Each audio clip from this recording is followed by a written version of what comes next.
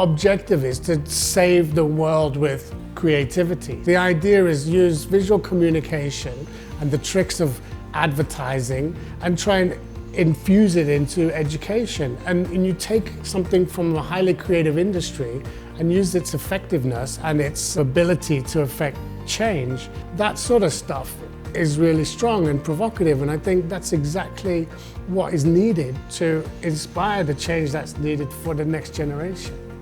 10 years ago with Cult magazine, we worked with artists and designers who are really skilled at evoking emotions or illustrating facts based on themes like trust, fear, and we touched slightly on social issues.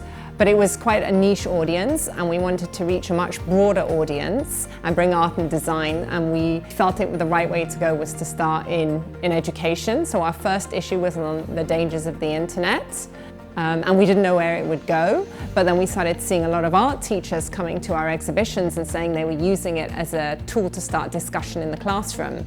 And beyond Singapore, we're also excited that the content has reached the UK, the US, Hong Kong, Taiwan. In a world where there's so much imagery and so much noise, how do we cut through all that? So I think by using schools and the sort of educational approach, we can tell people to analyze images in a different context and be more careful about how they read images.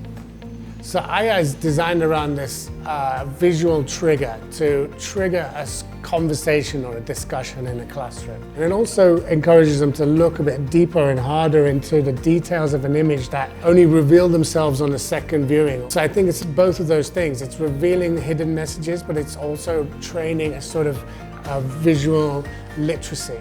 We, as parents, I feel that children need to know about things like internet safety and healthy eating and sustainability and mental wellness and financial literacy.